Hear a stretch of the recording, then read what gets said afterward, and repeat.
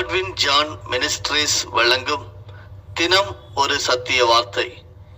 இந்த ஆடியோ நிகழ்ச்சிக்கு உங்களை அன்புடன் வரவேற்கிறோம்.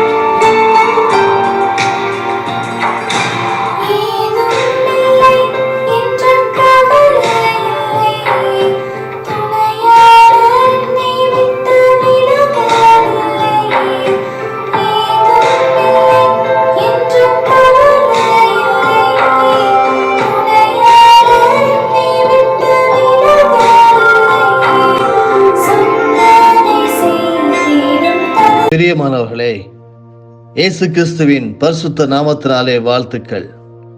தினம் ஒரு சத்திய வார்த்தை. இன்றைய தியானத்தின் தலைப்பு, உங்கள் சாந்த குணம் எப்படி இருக்கிறது? பரிசுத்த வேதாகமத்தின் ஆதார வசனம் எண்ணாகமம் 12:3. மோசேயானவன் பூமியில் உள்ள சகல மனிதரிலும் மிகுந்த சாந்த குணம் உள்ளவனாய் இருந்தான். இன்றைய முதலாவது தியான பகுதியாக எண்ணாகமம் 12-9 வசனங்களையும் படிக்க கேளுங்கள். எத்தியோப்பியா தேசத்து ஸ்திரீயை மோசே விவாகம் பண்ணியிருந்தபடியினால் மிரியாமும் ஆரோனும் அவன் விவாகம் பண்ணின எத்தியோப்பியா தேசத்து ஸ்திரீயின் நிமித்தம் அவனுக்கு விரோதமாய் பேசி, கர்த்தர் மோசேயை கொண்டு மாத்திரம் பேசினாரோ, எங்களை கொண்டும் அவர் பேசினது இல்லையோ என்றார்கள். கர்த்தர் அதை கேட்டார். மோசேயானவன் பூமியில் உள்ள சகல மனிதரிலும் மிகுந்த சாந்த குணமுள்ளவனாயிருந்தான். சடிதியிலே கர்த்தர் மோசேயையும் ஆரோனையும் மிரியாமையும் நோக்கி, நீங்கள் 3 பேரும் ஆசரிப்பு கூடாரத்துக்கு புறப்பட்டு வாருங்கள் என்றார். 3 பேரும் போனார்கள். கர்த்தர் மேகத்தூணில் இறங்கி கூடார வாசலில் நின்று ஆரோனையும் மிரியாமையும் கூப்பிட்டார். அவர்கள் இருவரும் போனார்கள். அப்பொழுது அவர், என் வார்த்தைகளை கேளுங்கள். உங்களுக்குள்ளே ஒருவன் தீர்க்கதரிசியாய் இருந்தால், கர்த்தராகிய நான் தரிசனத்தில் என்னை அவனுக்கு வெளிப்படுத்தி சொப்பனத்தில் அவனுடைய பேசுவேன். என் தாசனாகிய மோசேயோ அப்படிப்பட்டவன் அல்ல. என் வீட்டில் எங்கும் அவன் உண்மையுள்ளவன். நான் அவனுடன் மறைபொருளாக அல்ல, முகமுகமாகவும் பிரத்யட்சமாகவும் பேசுகிறேன். அவன் கர்த்தரின் சாயலை காண்கிறான். இப்படி இருக்க நீங்கள் என் தாசனாகிய மோசேக்கு விரோதமாக பேச உங்களுக்கு பயம் இல்லாமற் போனதென்ன என்றார். கர்த்தருடைய கோபம் அவர்கள் மேல் மூண்டது. அவர் போய்விட்டார். உங்கள் சாந்த குணம் எப்படி? பிலிப்பியருக்கு எழுதின நிருபம் 4:5 சொல்லுகிறது, உங்கள் சாந்த குணம் எல்லா மனுஷருக்கும் தெரிந்திருப்பதாக கர்த்தர் சமீபமாய் இருக்கிறார் என்று படிக்கிறோம். சாந்தமும் பொறுமையும் திருமறையில் அடிக்கடி சேர்ந்து வருகின்றன. வேதத்தில் சாந்தம் என்பதற்கான ஓமானங்களில் 2 மிக முக்கியமானவை. ஒன்று, சினை ஆடுகளை மெதுவாய் நடத்தி செல்லும் மேய்ப்பன்.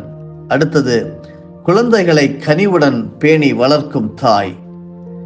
நாம் இயேசுவை பின்பற்ற தீர்மானிக்கும் வேளையிலேயே அவர் நம்மை சாந்த குமாரர்களாக, சாந்த குமாரிகளாக மாற்றிட நடைமுறை மாதிரியாக அவரே நமக்கு முன் நின்று கொண்டு, என்னிடம் கற்றுக்கொள்ளுங்கள், நான் சாந்தமும் மனத்தாழ்மையுமாய் இருக்கிறேன் என்று அழைக்கிறார். மத்தேயு 11:29 படிக்கிறோம்.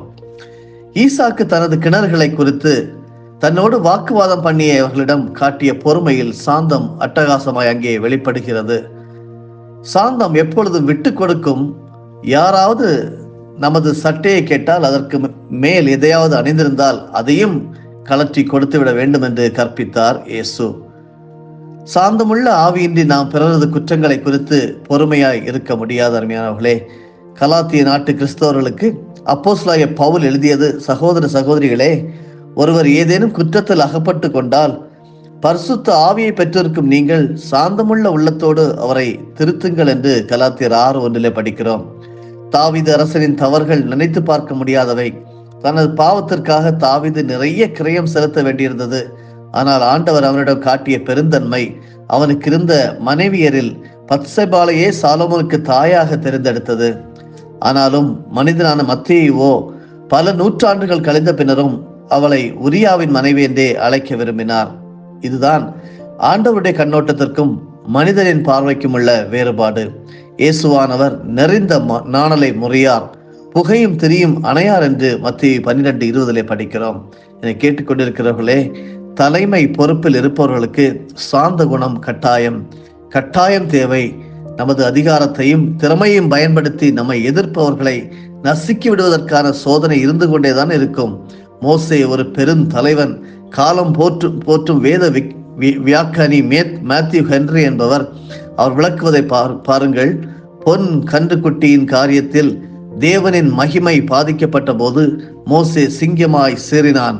ஆனால் ஆரோனும் மிரியாமும் அவனுக்கு எதிராக பேசியதில் தனது சொந்த மதிப்பு தொடப்பட்டதோ அவன் ஆட்டுக்குட்டியை போல் மிகவும் சாந்தமாயிருந்தான். எண்ணாகமம் 12:3 படித்தோம்.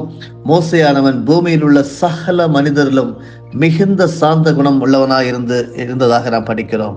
அருமையானவர்களே, உங்களுடைய சாந்த குணம் இந்த காலை வேளையிலே ஆண்டவருக்கு முன்பாக கேள்விக்குறியாக நிற்கிறது. நீங்களும் அதை யோசித்து பார்க்கக்கூடிய சூழ்நிலையிலே நாம் இருக்கிறோம். அப்படியாக ரோமர் 13வது அதிகாரத்திலே நாம் சில காரியங்களை நாம் அதிகாரம் உள்ளவர்களுக்கு எப்படி பயப்பட வேண்டும் என்று சொல்லி கற்றுக்கொள்கிறோம். ரோமர் 13:2 சொல்லுகிறது, ஆதலால் அதிகாரத்துக்கு எதிர்த்து நிற்கிறவன் தேவனுடைய நியமத்திற்கு எதிர்த்து நிற்கிறான். அப்படி எதிர்த்து நிற்கிறவர்கள் தங்களுக்கு தாங்களே ஆக்கினையை வருவித்துக் கொள்கிறார்கள் என்று படிக்கிறோம். நாம் எப்பொழுதும் சாந்த குணம் உள்ளவர்களாக, அதிகாரிகளுக்கு கீழ்ப்படிகளாக இருக்க வேண்டும் என்பதே இதன் உண்மை. ரோமர் 13வது அதிகாரம் முதல் 8 வசனங்களை படிக்க கேளுங்கள். எந்த மனுஷனும் மேலான அதிகாரம் உள்ளவர்களுக்கு கீழ்ப்படிய கடவன். ஏனென்றால் தேவனாலே அன்றி ஒரு அதிகாரமும் இல்லை. உண்டாயிருக்கிற அதிகாரங்கள் தேவனாலே நியமிக்கப்பட்டிருக்கிறது. ஆதலால் அதிகாரத்திற்கு எதிர்த்து நிற்கிறவன் தேவனுடைய நியமத்திற்கு எதிர்த்து நிற்கிறான். அப்படி எதிர்த்து நிற்கிறவர்கள் தங்களுக்கு தாங்களே ஆக்கினையை வருவித்துக் கொள்கிறார்கள். மேலும் அதிகாரிகள் நற்கிரியைகளுக்கு அல்ல, துர்க்கிரியைகளுக்கே பயங்கரமா இருக்கிறார்கள். ஆகையால் நீ அதிகாரத்திற்கு பயப்படாதிருக்க வேண்டுமானால் நன்மை செய், அதனால் உனக்கு புகழ்ச்சி உண்டாகும், உனக்கு நன்மை உண்டாகும் பொருட்டு அவன் தேவ ஊழியக்காரனாய் இருக்கிறான். நீ தீமை செய்தால் பயந்திரு, பட்டயத்தை அவன் விருதாவாய் பிடித்திருக்கவில்லை. தீமை செய்கிறவன் மேல் கோபாக்கினை வரப்பண்ணும்படி அவன் நீதியை செலுத்துகிற தேவ ஊழியக்காரனாய் இருக்கிறானே. ஆகையால் நீங்கள் கோபாக்கினை நிமித்தம் மாத்திரமல்ல, மனசாட்சி நிமித்தமும் கீழ்ப்படிய வேண்டும். இதற்காகவே நீங்கள் வரியையும் கொடுக்கிறீர்கள். அவர்கள் இந்த வேலையை பார்த்து வருகிற தேவ ஊழியக்காரராய் இருக்கிறார்களே. ஆகையால் யாவருக்கும் செலுத்த வேண்டிய கடமைகளை செலுத்துங்கள். எவனுக்கு வரியை செலுத்த வேண்டியதோ அவனுக்கு வரியையும், எவனுக்கு தீர்வையை செலுத்த வேண்டியதோ அவனுக்கு தீர்வையையும் செலுத்துங்கள்.